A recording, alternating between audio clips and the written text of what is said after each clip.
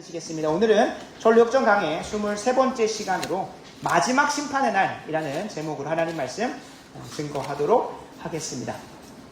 지금은 한물 같지만 욜로라고 하는 말이 한창 떠돌았던 시대가 있습니다. 시대라는 표현은 그렇고요. 몇 년 전만 해도 젊은이 층대에서 혹은 그 이외에 수많은 사람들에게 욜로라고 하는 말이 흥행했습니다. 욜로는 You live only once. 한 번뿐인 인생, 한 번 사는 인생이라는 말의 줄임말입니다. 이 한 번 사는 인생이라는 것이 크게 두 가지 의미가 있을 수 있는데 이 세상의 사람들은 이렇게 받아들입니다. 한 번 사는 인생, 어리석거나 약간 위험하더라도 즐겁고 흥미로운 일을 하며 살아야 한다. 그것이 마땅한 삶이다 라고 하면서 열심히 내 정욕과 기쁨과 쾌락과 즐거움에 내 삶을 던지는 것으로 사용했었습니다. 근데 이 단 하나의 단어일 뿐인데 욜로라고 외치는 순간 어떠한 세계관이 내 삶 가운데 들어오게 되냐면 유물론적인 세계관이 내 머릿속에 들어오게 됩니다. 유물론이라고 하면 목사님 무슨 유물론이 시대 구태의연하게 지금도 역사하겠습니까? 그냥 유물론 딱 하면 저희가 시험 볼 때 이렇게 정리를 하죠. 이 세상은 오직 눈에 보이는 물질로만 구성되어 있다 라고 하는 정도로만 받아들여요. 이게 얼마나 반성경적이고 해학적이며 하나님을 대적하는 사상인지 우리가 모르고 그냥 시험 볼 때 열심히 적어놨었어요. 근데 이 유물론적인 생각이 이 시대, 이 역사에서 기독교 역사뿐만 아니라 시대의 역사에서 얼마나 해학적이고 하나님을 대적해왔는지 모르는 성경이나 교리 혹은 하나님의 말씀이나 기독교 세계관을 우리의 삶 가운데 적용하고 경험할 때 너무나도 어렵습니다. 그런데 이 시대 앞에서 쓰이는 이 욜로라고 하는 단어를 듣는 순간 You only live 한 번밖에 없는 인생인데 너 하고 싶은 대로 살아 라고 하는 이 말을 듣는 순간 자연스럽게 우리가 기독교 신앙을 대적하게 되고 멀리하게 되고 또 무엇보다도 사단 마귀의 앞장서서 내 삶을 마음대로 쓰게 됩니다. 한번 그 사고의 흐름을 한번 살펴보면 가장 짧게는 이 욜로라고 하는 것을 외치는 순간 짧게는 시간이 우리의 젊음의 시간이 영원할 것 같다는 생각을 해요. 우리가 정욕을 누리고 또 흥미를 즐거움을 추구하는 인생이 마치 가장 좋은 인생인 마냥 하는 인상과 생각을 줘요. 목사님 그걸 누가 그렇게 동의하면서 갑니까? 입으로는 그렇게 말 안 하겠죠. 그러나 이 욜로, You only live 한 번뿐인 인생인데 내가 하고 싶은 거 하면서 사는 게 뭐가 문제가 되나? 라고 하면서 사고를 사로잡고 내 젊음의 때에 마땅히 가치 있게 추구해야 되고 나아가야 될 삶을 내려놓고 그냥 이 젊음의 시간이 영원한 것인 마냥 내 즐거움을 다 충족시킬 거 있을 수 있을 마냥 행동하며 살아간다는 거예요. 조금 더 나아가 보겠습니다. 이 세상의 삶이 전부인 것 마냥 살게 돼요.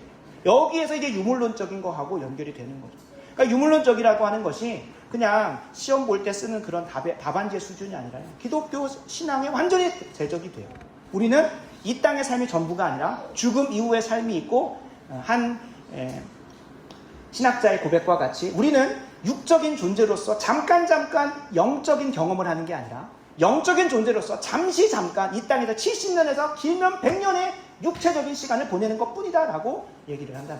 우리가 너무나 뭐하게 살다 보니까 육체적인 삶을 살면서 영적인 경험은 잠깐 주일날 오거나 묵상할 때나 기도할 때 잠깐 하다 보니까 그렇게 잘못 생각하게 되는데 오히려 영혼의 관점에서 보면 우리는 영원한 존재요 영적인 존재로서 잠시 잠깐 이 땅에 죄악된 몸을 입고 70년에서 길면 한 100년 정도 살다가 주님 품에 안기게 되는 혹은 지옥의 길로 가게 되는 인생이라는 걸 우리가 이 욜로라는 걸 외치는 순간 마치 이 땅에 살면 저 죽음 이후의 것들을 준비하지 않고 방만하게 살아도 될 것이라고 생각하는 흐름으로 우리의 몸을 이끌어간다는 거예요.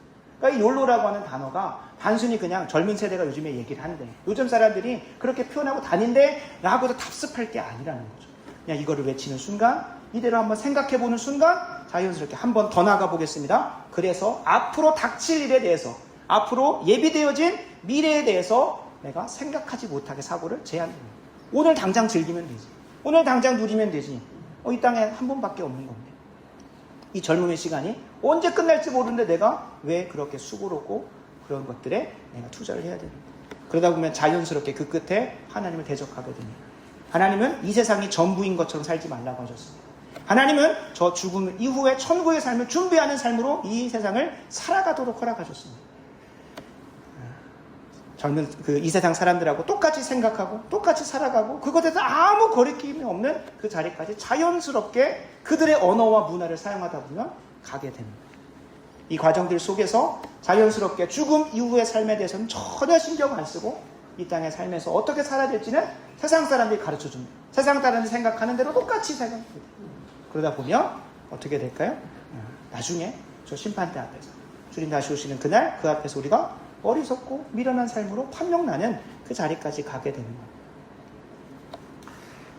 그래서 그리스도인이라고 한다면 이 세상 속에서 살아가면서도 이 욜로라고 하는 단어 혹은 그 이외의 수많은 단어와 용어와 문화들을 마주하면서 분별하려고 신중해야 됩니다. 이 똑같은 단어를 그리스도인은 어떻게 분별하면서 신중히 돼야 될까요? 우리는 한 번뿐인 인생 속히 지나가는데 오직 그리스도를 위한 일만이 영원할 것이다 라고 하는 그 고백으로 살아가는 자들입니다. 내 육신의 정욕과 즐거움을 채워주는 것이 나에게 참된 만족을 주는 것이 아니라 이 욜로 똑같이 외치는 겁니다. 우리도 한 번뿐인 인생이라고 고백을 합니다. 그러나 무엇이라 고백할까요? 저 천국을 준비할 수 있는 유일한 한 번의 기회는 이 땅밖에 없다는 거예요. 이 땅에서 내가 믿지 않으면 저 심판대 앞에서 지옥 가는 겁니다.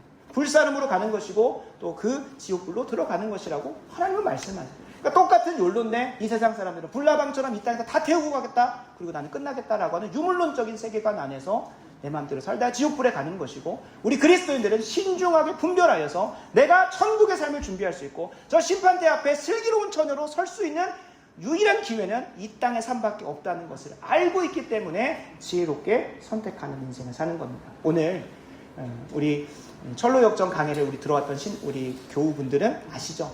이제 다음 주면 십자가 체험을 통해 이 크리스천이라고 하는 참된 신자가 이제 천국에 가는 여정 이제야 비로소 시작을 합니다. 목사님 지금까지 온 것도 참 하나님의 은혜가 아니어서 못 오는데 그 앞으로는 어떻게 또 가는 겁니까 생각하실 수 있는데 이제야 비로소 거듭나고 천국의 여정을 시작해요. 그 천국 여정 가기 전에 하나님께서 이걸 꼭 기억해라 라고 성령을 통하여 가르쳐 주신 것이 7개라고 했습니다. 그 7개 중에 오늘 마지막 날에 심판이 분명히 있다라는 거. 죽음 이후에 천국과 지옥이라는 분명한 갈라지는 길이 있다라는 것을 알려주신다는 거예요. 그래서 오늘 이 마지막 심판의 날이라는 것을 함께 살펴보는 시간을 통해서 두 가지입니다. 첫 번째, 저 심판을, 저 천국을 우리가 어떻게 준비할 수 있는가. 준비한다는 것이 무엇인가를 꼭 기억하셔야 됩니다. 우리가 이제 천국은 마치 슬기로운 5 처녀와 뭐 어리석은 5 처녀가 이제 기름 준비해가지고 못 들어가고 하는 그런 것들만 배우고 있다 보면 맞아 준비해야 돼. 근데 그 정작 준비가 무엇인지를 구체적으로 모르고 살아갈 때가 너무나 많아요. 준비해야지. 정신 똑바로 차리고 깨어 있어야지. 근신하고 기도해야지. 근데 뭘 기도해야 될지, 뭘 준비해야 될지를 모르다가 심판대 앞에서 저 예수님 믿었는데요. 그렇게 가는 게 아니잖아요. 오늘 계시록 20장도 있겠지만 주님 안에서 행한 대로 주님께서 갚아주시고 저 천국에 들어가는 건데 과연 우리가 그걸 준비하고 있는가 한번 깊이 고민해봐야 됩니다. 그래서 진짜 저 천국을 준비하는 삶이 무엇인지를 배우고 두 번째 한 번뿐인 이 땅의 삶에서 저 영원한 천국의 삶을 나는 어떻게 준비해야 될 것인가. 그러니까 첫 번째 것은 이론적인 것이란다, 교리적인 것이라고. 그러면 나의 삶 가운데 어떻게 이걸 적용해서 준비해 갈 것인가를 힘써 고민하고 남은 우리들의 인생을 또 그렇게 채워가는 시간이 되기를 간절히 소원합니다. 본문으로 들어가겠습니다. 오늘 본문은 구약의 마지막 선지자인 세례 요한이 심판주이신 예수님의 강림을 예언하는 내용을 담고 있습니다. 오늘 본문의 내용을 한번 축약해서 이렇게 표현하겠습니다. 구약의 마지막 선지자인 세례 요한이 심판주로 오신 예수님의 강림을 예언하고 있는 내용이 오늘 본문이에요. 세례 요한, 심판주 예수 그리스도, 그리고 예언. 이 세 가지의 키워드가 오늘 본문에 담겨져 있는 핵심 내용이에요.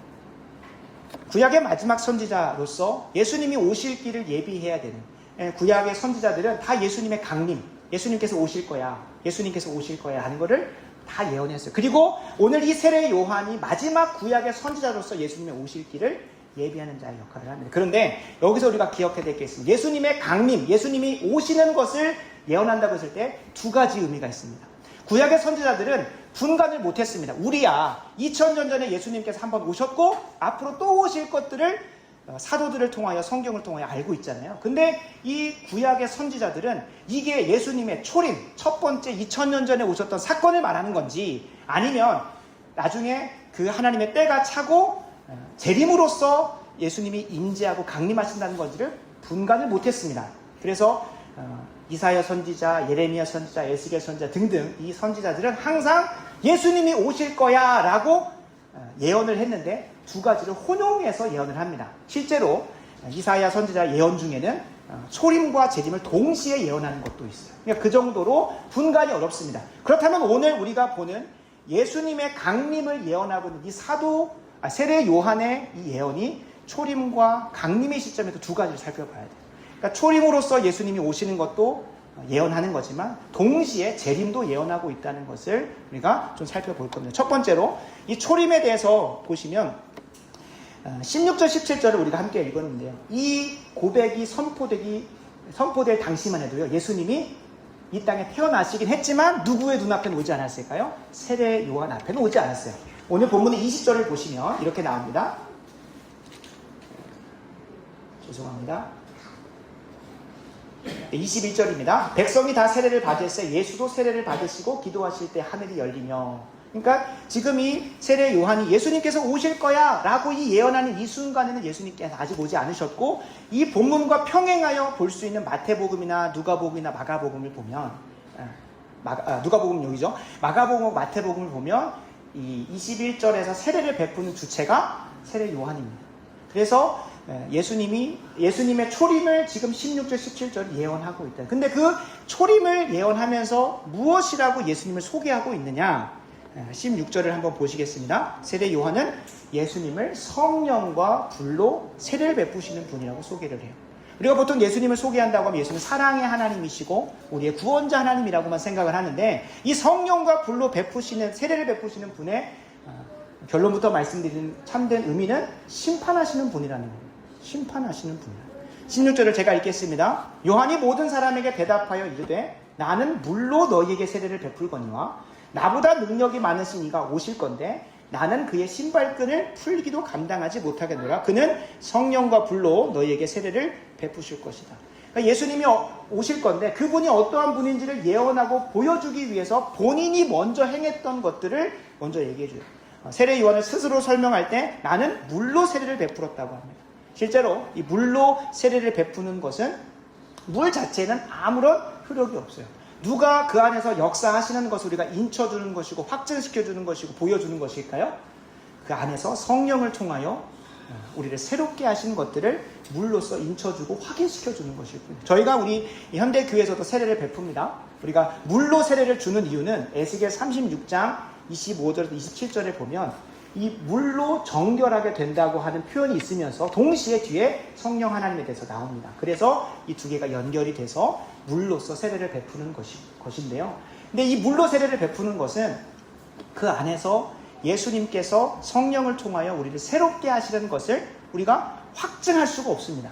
그래서 우리의 신앙의 고백이 나는 예수님 말씀대로 한번 살아보고 싶습니다. 나는 한번 신앙생활 제대로 해보고 싶습니다 하는 자에게 기본적인 신앙의 교육을 하고 세례를 베푸는 것이죠. 가톨릭 같은 경우는 물로 세례를 주는 것 자체가 능력이 있어서 세례를 못 받으면 천국 못 간다고 가르쳐요. 그래서 병상에서도 그냥 신부님이 가가지고 세례를 줘요. 근데 우리는 세례를 받지 못해도 천국은 갈 수 있습니다. 세례를 받는 것은 우리의 믿음을 강화시켜주고 확증시켜주기 위함인 것이지 그것 자체에 어떤 효력이 있다고 저희는 보지는 않습니다. 다만 정말 중요한 것은 우리 안에 먼저 예수님께서 성령과 불로 세례를 베푸셔서 이전과 전혀 다른 삶으로 살아가는 모습이 드러나는지, 그러한 삶의 고백이 있는지가 중요한 것이에요. 그래서 완벽하게 완전하게 준비돼서 세례를 받는 것이 아니라 성령과 불로 예수님께서 우리 안에 새로운 역사를 일으키셨을 때에 그것을 우리의 믿음을 확증시켜주고 공동체에서 고백하게 함으로 내가 신앙의 여정을 걸어가고 있구나 라는 것들, 내 영에서 일어나는 역사를 육신적으로 확증시켜줌을 통하여 그 믿음을 도와주는 것으로서 우리가 역할을 하는 겁니다. 그래서 세례 요한이 이렇게 얘기합니다. 나는 그 앞으로 오셔서 그 모든 역사를 이루어 가실 예수님을 보여주는 존재로서 물로 세례를 베푸는 거예요. 그러니까 물로 세례를 베푸는 걸 통해 앞으로 나 뒤에 오실 능력이 많으시니 심지어 내가 신발끈조차 풀지 못하겠노라고 하는 이 표현은 유대 문화의 관용어인데요. 그 당시에 종들이 신발끈까지는 안 해줬대요. 신발끈까지. 그 당시에 히브리 종들이나 유대의 종들이 신발끈까지는 안 하고 주인들이 할 수 있도록 신발을 깨끗이 하거나 뭐 신겨주는 것까지 하죠. 신발끈까지. 그러니까 세례 요한의 표현으로서는 내가 그 정도도 감당치 못할 정도로 위대하시고 놀라우신 분이신데, 그분이 뭐냐? 내가 지금까지 선포했던 그 메시아, 그리고 내가 몸으로 증거하고 보여줬던, 물로 세례를 베푸는 것은 앞으로 이것이 당장은 효력은 없지만 예수 그리스도께서 완성하셔서 이루실 그 능력의 보여주는 존재로서 물로 세례를 베풀었던 거거든요. 그러니까 그 사역의 주체로서 예수 그리스도께서 오실 것을 몸으로 그리고 입술의 선포로 보여주고 있었던. 근데 그분을 무엇으로 설명을 하고 있냐? 불과 성령으로 세례를 베푸신다고 표현을 하고 있어요.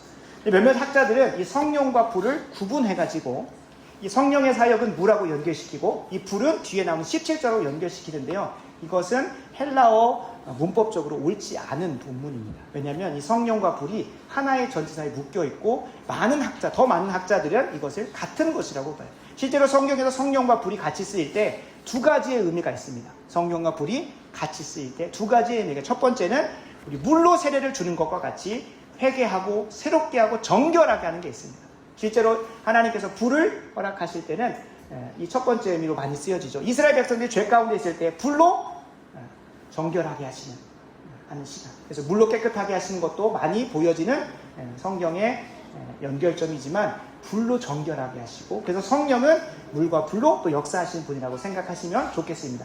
근데 여기 오늘 본문에서 그리고 오늘 설교에서 조금 더 주목하고자 하는 건 이 세례에 대한 부분보다도 심판에 대한 부분입니다. 실제로 이 불을 통하여 주님께서 정결하게 하시는 동시에 무엇도 하시니까 심판하시기도 하신다는 것을 얘기하고 있고요. 이 성령과 불이 함께 사용되어지는 오늘 본문에서 17절이 예수님께서 단순히 그냥 오셔서 사랑을 베푸시고 구원을 베푸시는 분으로서가 아니라 심판하시는 분이라는 것을 더 명확하게 얘기해주고 있는 겁니다. 17절을 한번 저희 합독해 보도록 하겠습니다. 손에 키를 들고 자기의 타작마당을 정하게 하사 알곡은 모아 곳간에 들이고 쭉정이는 꺼지지 않는 불에 태우시리라. 아멘. 아멘.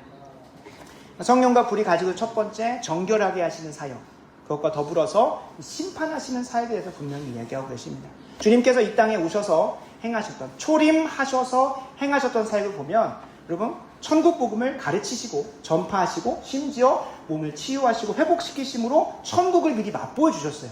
근데 이걸 통하여 두 가지의 반응이 나옵니다. 첫 번째는 그 천국 복음, 천국 말씀 앞에서 준비된 마음밭 안에 아멘함으로 순종함으로 주님을 따라가는 인생이 있습니다. 그리고 반대로 바리새이나 유대 사두개인이나 혹은 헤롯 당과 같이 하나님 예수님을 대적하고자 하는 자들은 아무리 천국 말씀이 가르쳐지고 전파되어지더라도 뭐 하십니까? 거부하고 저주하고 어떻게든 죽일 모의 작당만 해요. 근데 이것이 27절이 주님의 재림 때 일어날 심판 때라고 생각하시면 안 되고요. 이 초림 때에도 동일하게 일어나는 심판의 역사라고 생각을 하셔야 돼요. 예수님께서 이 땅에 오셔서 천국 복음을 선포하세요. 그 말씀 앞에서 아멘 순종함으로 반응하는 자들은 알곡으로 판명이 나는 것이고, 그것에 대해서 뭐하는 자들은 거부하고 대적하고 반역하는 자들, 불순종하는 자들은 그 키질 앞에서, 주님의 심판 키질 앞에서 나는 쭉정이요, 바람에 나는 겨요, 그 다음에 가라지라는 것들을 판별되는 심판 사역을 이 땅에서도 하셨다는 것을 우리가 기억해야 됩니다. 그래서 선지자들이 주님의 재림 때를 바라보면서, 그리고 초림 때를 바라보면서 저 날은 구원의 날이라고 하지만 동시에 가라지와 쭉정이와 겨와 같은 자들은 어떤 날로 판명이 나는 걸까요? 심판받고 지옥에 가는 날로 판명 나는 거예요. 누군가에게는 빛된 자리로 천국의 자리로 들어가는 영광스러운 심판의 날이지만, 반대로 누군가에게는 두렵고 떨리고 걱정되고 염려가 되어 내가 천국에 갈 수 있을까? 나는 지옥 인생이 어떨까? 라고 하는 자리로 판명나는 키질의 자리가 된다는 것이 오늘 주님께서 세례 요한을 통하여 말씀하고 계십니다. 이것이 단순히 재림 때에만 일어날 것이 아니라 실제로 오늘 17절에 손에 키를 들고 무엇 하신다고 합니까? 자기의 타작마당을 정하게 하신다. 타작마당. 주님께서 이 땅의 교회들을 정결케 하신다는 거예요. 주님께서 거두어 가시는, 우리가 타작마당에서 얻으려고 하는 게 무엇일까요? 저희도 지금 농촌에 있긴 하지만 저도 한 번도 키라는 것을 본 적도 없고 키즈를 해본 적도 없고 어떻게 하는지도 모릅니다. 단 알고 있는 것이라고 한다면 어릴 때 교과서에서 오줌 싸면 어린아이에게 키를 씌워서 돌아다니면서 뭐 해오라고 하는 그 정도만 알고 있는 것이지 한 번도 실물로 본 적도 없어요. 근데 분명한 것은 주님께서 이 키즈를 통하여, 그리고 우리 농촌기의 키즈를 통하여 얻으려고 하는 것은 쭉정이나 겨가 이 타작마당에 남아있는 게 아닙니다. 키즈를 통하여 이 타작마당에 결국에 남아있어야 되는 것은 알곡을 남게 하시려고 하는 것이 이 심판의 목적입니다. 그러니까 초림 때에 오셔서 주님께서 승천하시기 전까지 하셨던 것은 천국 복음을 전파하시면서 그 말씀 앞에서 키즈를 하시는 거죠. 너는 천국에 가고 싶느냐? 아니면 너는 그냥 그 지옥의 삶을 계속 살 것이냐를 물어보는 키질의 사역이셨던 거예요. 근데 이 심판의 의미가 또 뭐하고도 연결이 되냐면 결국에 세례 요한은 두 가지를 예언했다고 했잖아요. 예수님의 초림과 함께 예수님의 재림을 예언했다고 말씀드렸습니다. 그러니까 이 재림 때에도 동일하게 이 키질의 역사가 일어나는 거예요. 그때는 한번 이 땅에서 초림 때 키질하셨던 알곡들 가운데 주님께서 다른 비유에 말씀하시죠. 한 종이 가서 분명히 자기는 씨앗을 뿌렸는데 그 밭에 알곡도 나 있는데 가라지도 계속 껴있는 거예요. 근데 주님께서 말씀하셔. 그 가라지를 뽑다가 혹여 알곡이 뽑힐까 하여 주님께서 그대로 두라고 하신 거예요. 그리고 마지막 추수 때, 마지막 심판 때에 그 온전한 키즈를 통하여 알곡은 걸러내시고 가라지는 지옥불에 보내겠다고 분명히 말씀을 하시는 거예요. 그러니까 이 초림 때에도 주님께서 오셔서 하셨던 것도 키질이고, 저 재림 때에 다시 오셔서 하시는 것도 키질이고 심판이라는. 그래서 계시록 20장을 보면 주님께서 저 마지막 심판 때에서 어떠한 키질을 하시는지가 나오고 있습니다. 계시록 20장 12절, 14절을 함께 찾으시고 제가 읽도록 하겠습니다. 계시록 20장은 주님께서 주님의 때가 차서 백보좌 심판이라고 해서 하얀 보좌 위에 심판주로서 예수님께서 완성되어 재림하시는 그때를 묘사하고 있습니다. 12절 14절 제가 읽겠습니다. 또 내가 보니 사도 요한이 보는 겁니다. 세례 요한은 아니고 사도 요한이 보니 죽은 자들이 큰 자나 작은 자나 그 보좌, 이건 이 보좌는 심판의 보좌를 말하는 겁니다.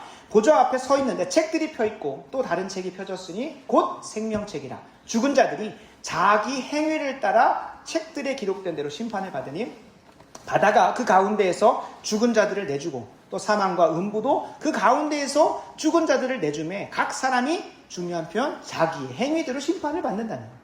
사망과 음부도 불못에 던져지니 이것은 둘째 사망 곧 불못이라 라고 말씀하고 있어요. 그 심판대 앞에서 주님께서는 키질을 하세요. 알곡과 가라지를 나누시는 것이죠. 그때 우리가 정말로 주님 앞에 가져가야 될 것은 다 예수님 믿습니다. 사도신경도 외울 수 있고 저 제자훈련도 받았고 뭐 했다가 아니라 주님 안에서 주 예수 그리스도의 구원의 은혜 가운데서 내가 하나님 앞에 드렸던 그 행위들을 보시고 갚아주시고 또 천국으로 입성하게 하는 그 은혜를 허락하신다는 거예요. 그래서 이 마지막 심판 때에서는 모두가 다 부활합니다. 모두가 다 부활해요. 요한복음 5장 29절 제가 읽어드릴 텐데 선한 일을 행한 자는 생명의 부활로 부활을 합니다. 생명의 부활. 그러니까 모두가 다 부활해요. 악인들도 하나님을 저주했던 자, 하나님 대적했던 모두가 다 부활해요. 모두 다 영원히 죽지 않은 몸을 입고 주님의 심판대 앞에 서줍니다. 그리고 나서 선한 일을 행한 자, 단지 착한 일을 행한 게 아니라 하나님 말씀대로 온전히 살아낸 자는 생명의 부활로 천국에 들어가는 것이고 반대로 악한 일을 행한 자, 하나님 말씀에 비추어 보아 잘못된 인생을 살았던 인생은 어디로 간다는 겁니까? 심판의 부활로 들어간다. 지옥으로 간다는 것을 분명히 이야기하고 있습니다. 그리고 이 사실을 저희가 성경에 보면 이제 이곳저곳에 흩어져 있습니다. 주님께서 재림하시는 그때에 천사들과 함께 구름 타시고 오는 건 아니고요. 이건 조금 구분을 하셔야 되는데 성경의 번역에 보면 구름 타시고 온다는 표현도 있고 저희가 이제 찬양으로 부르다 보면 구름 타시고 온다는 표현이 있는데 이거는 오역입니다. 오히려 구름 타신다는 표현보다는 저희가 출애굽기 19장 같은 곳에 보면 하나님께서 신의 산 가운데 임재하실 때 꼭 동반되는 것들이 있습니다. 하나님의 임재를 표현할 때 천둥과 번개와 지진과 우레 이것과 더불어서 빽빽한 구름이 산을 둘러싸게 됩니다. 그런 것처럼 또 출애굽기 40장에 보면 그 성막이 완성됐을 때 쉐키나의 영광이 구름으로 확 임하잖아요. 그러니까 구름의 빽빽함은 하나님의 임재를 말하는 것이고 실제로 아마 제가 알기로는 헬라어 메타인데 이 메타 같은 경우는 함께라는 표현도 있지만 위에라는 표현도 있지만 함께, 그러니까 그분이 구름의 임재 가운데 오실 수 있다는 걸 얘기하는 거예요. 그래서 이 시나리오를 우리는 성경 이곳에서 흩어져 있어서 발견하기가 어렵습니다. 근데 오늘 우리가 주보 세 번째 장에 보시면 이 천국을 향한 여정을 시작하는 크리스천에게 한 남자를 통해 떨고 있는 이 남자를 통해서 깊이 묘사를 해놨어요. 근데 참 감사한 거는 우리 존 버년이라고 하는 이 철로역정을 쓴 저자는 본인이 그냥 쓰고 싶은 대로 소설을 쓰는 게 아니에요. 성경에 근거하고 신학적으로 검증을 하고 심지어 모든 비유와 묘사마저도 성경도 점검을 했고요. 그리고 이게 성경 다음으로 많이 번역되어서 가는 곳곳마다 많은 사람들에게 검증을 받았어요. 그리고 그것에 대해서 해설책도 나올 정도로 수많은 사람들이 설교할 정도로 의미가 있다는 겁니다. 단순히 소설책을 말하는 게 아니라는 걸 말씀을 드리는 겁니다. 그래서 쭉 보시면 첫 번째 줄을 쭉 지나가서 크리스천이 묻습니다. 이제 본인이 6개의 방을 지나왔기 때문에 이제 제가 천국 여정을 떠날 때가 되지 않았습니까? 무슨 자신감으로 이렇게 표현했는지 모르겠지만 어찌됐든 떠나가고 싶어 하는 거죠.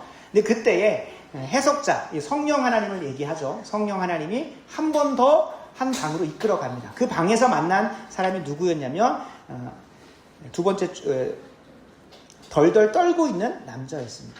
왜 두려워 떨고 있느냐라고 물었더니 이제 그 떨고 있는 남자가 본인이 꿈속에서 경험했던 마지막 때의 심판 때를 묘사를 해줍니다. 한번 이거를 제가 좀 읽어보도록 하겠습니다. 떨고 있는 남자입니다. 나는 잠이 들어있을 때 꿈을 꾸었습니다. 하늘이 칠흑같이 어두워지고 천둥과 번개치는 것을 보았습니다. 이것은 나를 괴로움에 빠지게 만들었습니다. 꿈속에서 구름이 놀라운 속도로 날아갔으며 그 가운데 큰 나팔 소리가 나고 구름 위에 앉아있는 사람과 그를 시중드는 수천의 천사들을 보았습니다. 그들은 모두 불꽃 가운데 있었고 하늘은 온통 타오르는 불길 속에 있었습니다. 그때는 나는 죽은 자들아 일어나 심판을 받으러 나오라는 소리를 들었고 바위는 터져 갈라지고 무덤이 열리면서 죽은 자들이 심판을 받으러 나오는 것을 보았습니다. 그들 중 어떤 이들은 매우 기뻐하였고 하늘을 우러러 보았습니다. 그리고 어떤 사람들은 산 아래로 숨을 곳을 찾았습니다. 그때 나는 구름 위에 앉아있는 분이 책을 펴고 세상을 향하여 앞으로 나오라고 명령하는 것을 보았습니다. 그분으로부터 강렬한 불이 나왔기 때문에 그분과 사람들 사이에는 어느 정도 거리가 있었습니다. 마치 법정에서 재판관과 죄인이 거리를 두고 있는 것과 같았습니다. 구름 위에 앉아있는 그분이 시중을 드는 무리에게 가라지와 겨와 건보를 모두 모아서 불못에 던지라고 선언하는 것을 나는 들었습니다. 명령과 함께 지옥이 열리더니 무시무시한 소리와 함께 화염이 입구로부터 내가 서 있는 곳까지 나왔습니다. 역시 구름 위에 있는 분으로부터 내 알곡을 모아 곡식 창고에 두어라는 소리가 나왔습니다. 그 소리가 나자 많은 사람들이 구름 위로 들려 올라갔으나 저는 혼자 남아 있는 것을 보았습니다. 저 또한 몸을 숨기려고 했지만 할 수 없었습니다. 왜냐하면 구름 위에 앉아 계신 분이 여전히 나를 주시하고 있었으며 저의 죄가 마음에서 계속 떠올랐고 나의 양심이 여러 측면에서 나를 고소하였기 때문입니다. 이 광경에서 저는 잠에서 깨어났습니다. 하고 이 벌벌 떨고 있는 남자가 그 마지막 심판 때를 주님께서 보여주신 것처럼 마치 사도 요한에게 환상 가운데 그에게 보여주셨던 것처럼 생생하게 묘사를 해놓은 거죠. 분명히 주님께서 우리를 이 자리 앞에 세우십니다. 근데 우리가 오늘의 핵심은 이 날이 분명히 찾아올 건데 우리가 준비하고 있는지를 돌아보자고 하는 겁니다. 그래서 적용을 하면서 좀 나아가 보려고 합니다. 예수님도 그 당시에 오셔서 이 땅에 오셔서 키질을 하시면서 지금 당장이 아니라 장차 오실 그 심판의 날을 준비할 수 있도록 계속 키질을 하셨던 것처럼 지금도 하나님께서는 예수 그리스도가 머리 되시는 교회의 강단을 통하여 키질을 계속 하십니다. 이 말씀 가운데 선포되는 특별히 목회자를 통하여 선포한 이 말씀을 통해 이 말씀에 내가 순종하고 있는가 아니면 계속 거부하고 있는가를 통해서 알곡과 가라지인지를 스스로 계속 점검케 하십니다. 계속 이 주일 예배가 기쁘고 즐거운 날 맞습니다. 좀 이따 말씀드리겠지만 작은 부활절이 돼야 되고 작은 성령 강림 주일이 돼야 돼요. 우리가 3월이나 4월쯤에 부활절 한번 지키고 그 다음에 5월 마지막 주쯤에 성령 강림절 지키는 것으로 끝날 게 아니라요. 매 주일이 항상 그렇게 돼야 돼요. 주님께서 안식일을 완성시키시고 주일 성수하게 하신 그 이유와 목적도 이게 다 구분되어진 게 아니라 그걸 통합적으로 지키라는 거예요. 근데 저희가 한 날을 정하여서 부활절도 지키고 성령 강림주를 지키는 이유는 우리가 그걸 매번 까먹기 때문에 한 날을 한번 정해 놓은 거죠. 근데 우리가 이 두 가지뿐만 아니라 꼭 지키는 주일이 있습니다. 그게 추수 감사주일인데 이 추수 감사주일에 대해서도 우리가 기쁨과 감사로 나아가는 건 맞는데요. 추수 감사주일이 가지고 있는 또 하나는 키질이라는 것을 우리가 기억하면서 가야 합니다. 주일 강단을 통해서 하나님께서는 키질을 하십니다. 추수감사주일이 왜 키질인지 좀 살펴보면 한 해의 추수를 감사하는 날은 맞습니다. 그러나 주님께서 유대인들에게도 꼭 지키라고 한 세 가지의 절기가 있는데 하나는 6월절이었고 하나는 7.7절이었고 하나는 초막절이었습니다.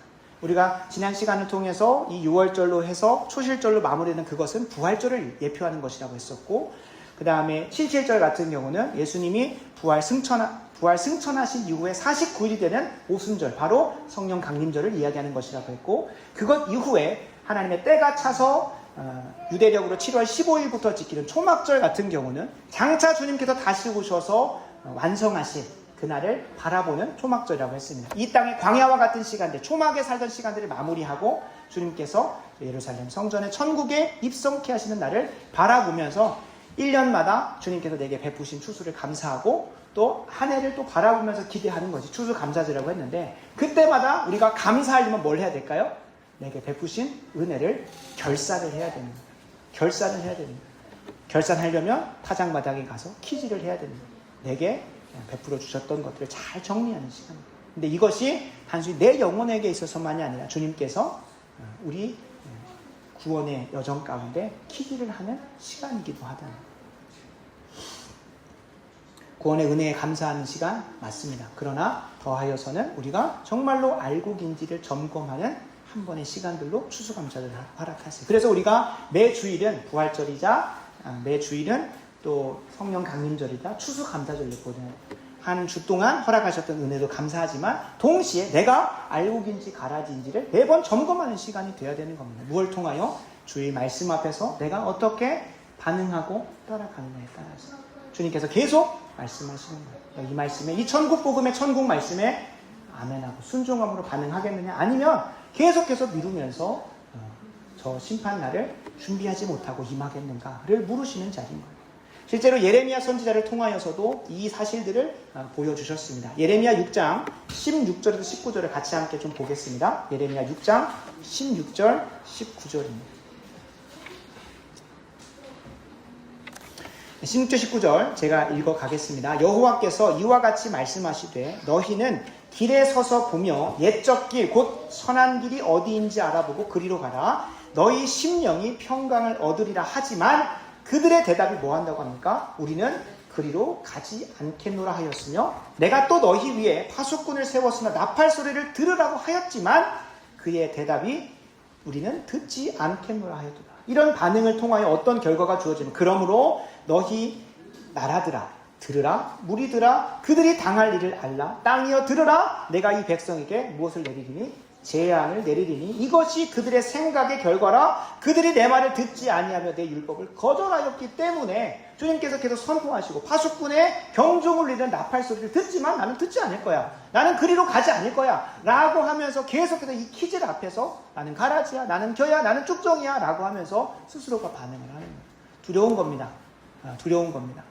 주일 강단을 그냥 함부로 생각할 것이 아니라 이 말씀 오늘은 내가 못 들어서도 괜찮지 라고 하는 게 아니라 이 말씀을 통하여 예수님께서 이 땅에 가는 족족 천국 복음을 선포하셨고 그 말씀 앞에서 반응하는 자는 알곡으로 천국의 곳간에 들어가는 반면 반대로 아닌 사람들은 가라지임을 스스로가 증명하며 살아갔던 거예요.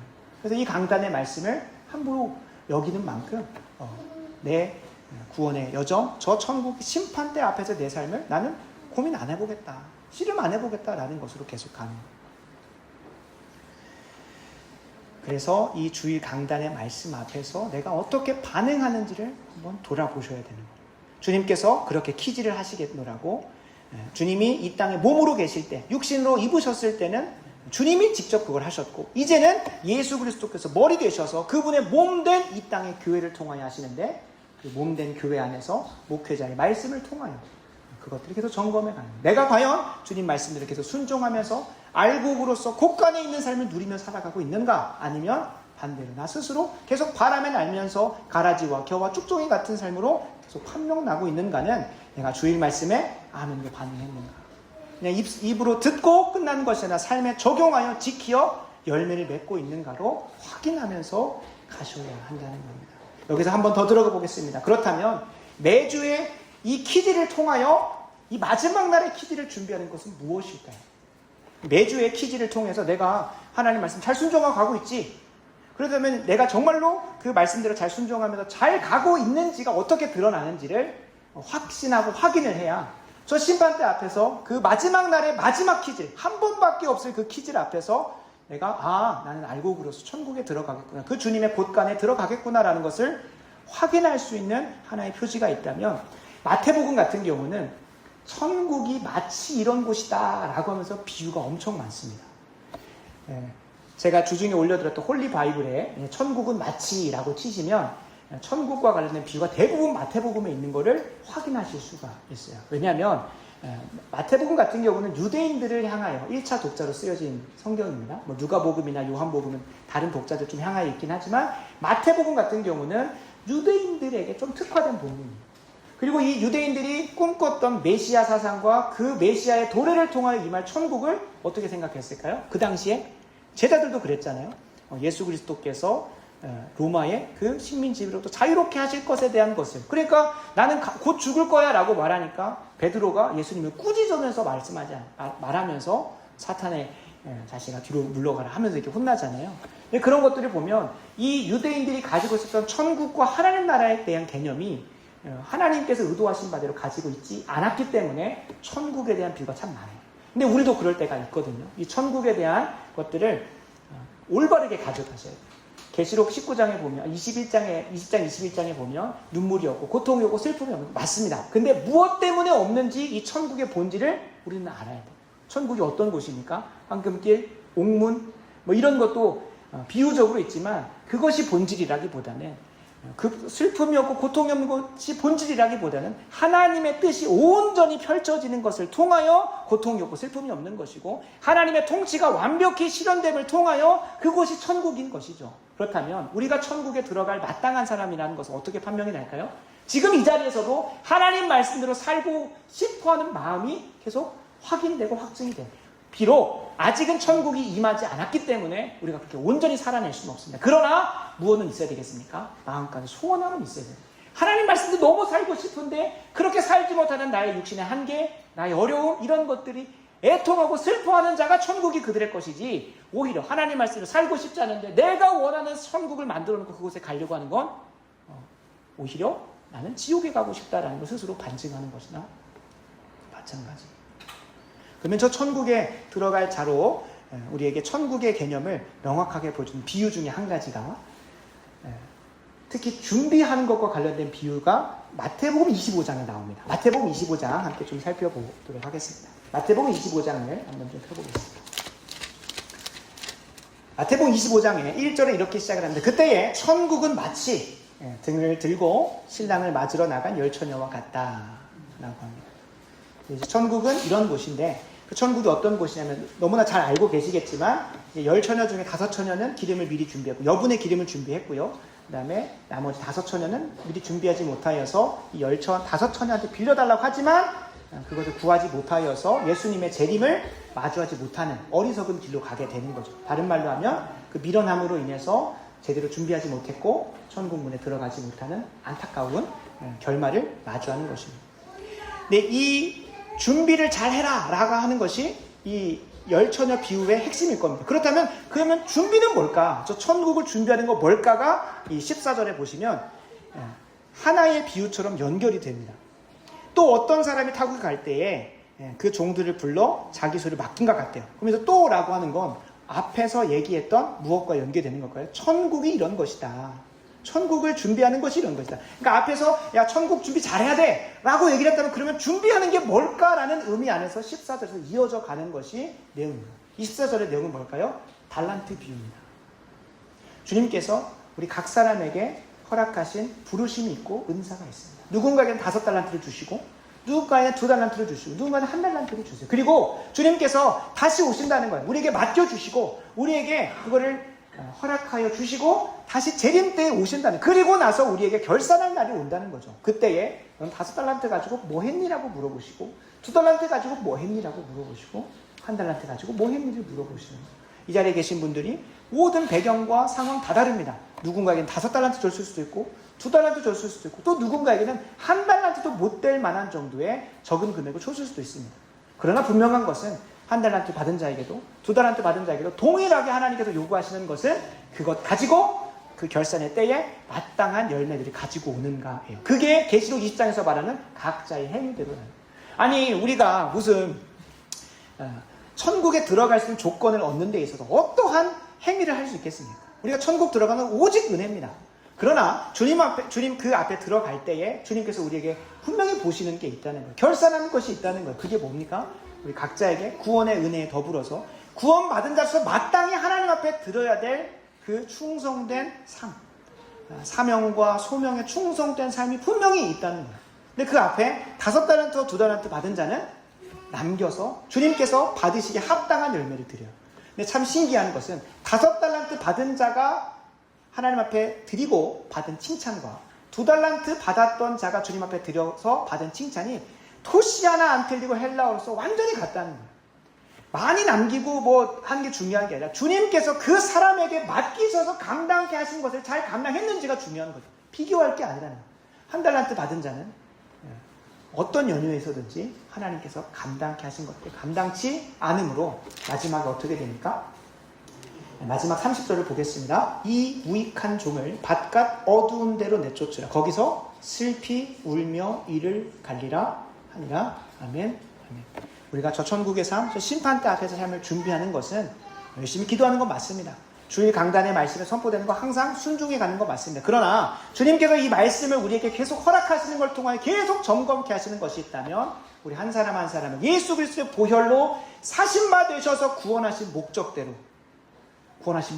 우리가 사명을 감당하고 소명에 충성하고 주님 앞에 섰을 때 주님께서 내게 맡기신 그 것들을 가지고 구원의 은혜를 가지고 세워라 내워라 하며 살 것이 아니라 은혜를 헛되이 받고 그냥 다시 돼지가 더러운 곳에 개가 토한 것을 다시 먹는 그곳으로 간 것이 아니라 주님께서 내게 맡기신 이 땅의 70, 80 길면 100년의 인생을 통하여 이러한 것들을 남겼나이다 라고 하면서 이렇게 칭찬을 받는 거예요. 착하고 충성된 종아 네가 적은 일에 최선을 다하였으니 네가 주인의 즐거움 너에게 더 많은 것을 맡기고 주인의 즐거움에 참여할지어다 하는 그 칭찬이 기다리고 있다는 겁니다. 바라고 원하옵기는 우리 모두가 주님의 키질 앞에서 계속 점검해 가시면서 나는 오늘 말씀에 오늘 주일 강단 말씀에 어떻게 반응했는가를 점검하시고 거시적으로는 하나님께서 내게 구원을 베푸신 목적대로 그 소명과 사명대로 내 인생을 잘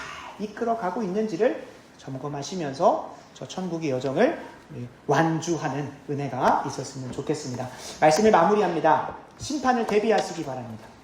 천국을 준비하시기 바랍니다. 이 세상은 계속해서 거짓된 것으로 평강하다 하면서 우리의 눈을 가리우고 안일하게 살아가게 만듭니다. 마치 우리는 동의하지 않고 이 교회에 오면 그래도 재림이 있을 것을 심판이 있을 것을 천국과 지옥의 삶이 반드시 찾아올 것을 알게 되지만 이 땅의 삶에 살아가다 보면 시집가고 장가가고 또 먹고 마시고 즐기는 것이 나쁜 것은 아니지만 노아의 때에 주님의 심판때를 주님의 그 심판을 분별하지 못하고 그냥 평상시처럼 살다가 수장되었던 거죠. 심판에 임하였던 것처럼 우리가 그렇게 준비되지 못하였다가 저 지옥의 불사름으로 들어가는 불상사가 일어나면 안 될 것입니다. 그래서 적용으로 말씀드린 것처럼 주일 강단의 말씀을 통하여 내가 알곡인지 가라지인지 계속 키질로 점검해 가시기 바랍니다.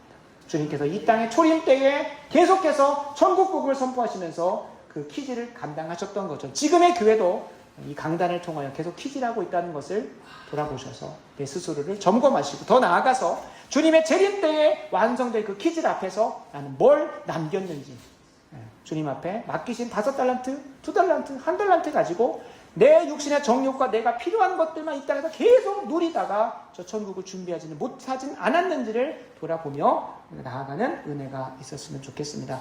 그리고 그 여정을 가는 데 있어서 우리 더 좋은 사랑의 성도님들 같은 경우는 지난 7주 동안 허락하셨던 7개의 가르침을 꼭 기억하면서 가셔야 됩니다.